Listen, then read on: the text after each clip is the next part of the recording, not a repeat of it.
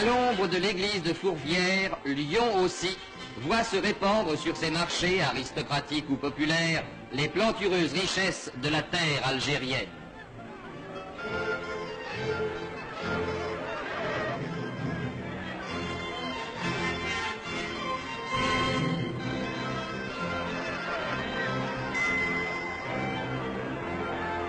Et partout maintenant, les vitrines des magasins de qualité se font honneur de présenter à leur clientèle ces produits choisis dont la sélection certifie ou confirme la qualité et dans la production desquels l'Algérie tient la première place.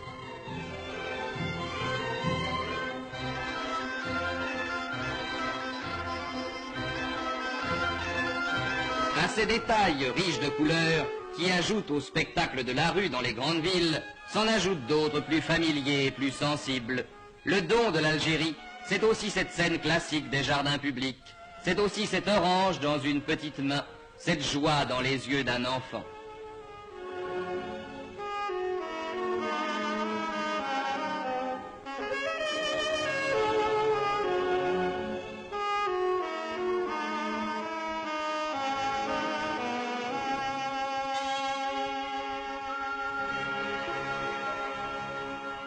C'est que tout a changé sur cette terre où voici moins de 100 ans des marécages s'étendaient un peu partout, couvrant des milliers d'hectares de terrain, faisant régner en permanence le paludisme et les épidémies génératrices d'une effrayante mortalité. Qu'on songe en effet que la mort fauchait régulièrement de 30 à 40% de la population européenne.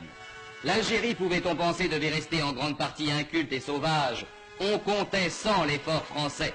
À force de volonté, d'ingéniosité, de courage et de sacrifice, les marais ont pu être asséchés, les rivières endiguées et d'immenses espaces rendus aux cultures et à la production.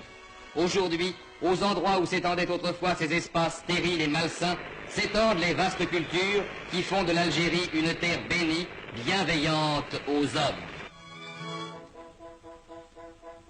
Mais dans ce pays, l'eau est rare et par conséquent précieuse.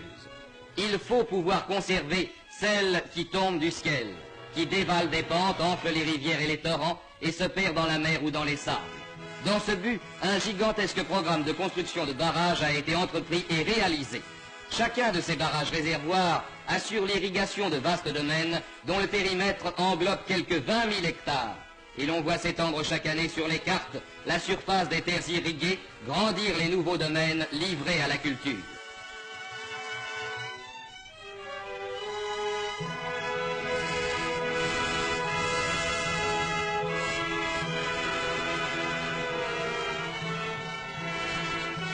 Derrière les constructions cyclopéennes de cet ensemble considérable, dont le modernisme et l'importance confèrent à l'Algérie l'une des premières places dans le domaine de l'équipement hydraulique, l'eau des torrents peut s'accumuler pendant la saison des pluies pour être réservée et employée à bon escient au temps de la sécheresse.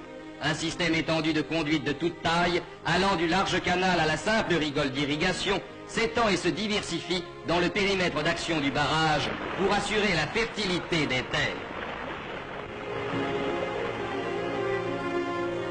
Ainsi, dans ces plaines fertiles, dans ces vignes immenses, l'Algérie recueille-t-elle aujourd'hui les fruits des efforts prodigieux de tous ses fils, venus de la métropole ou nés dans ce pays, qui communient dans le labeur fécond et l'activité créatrice.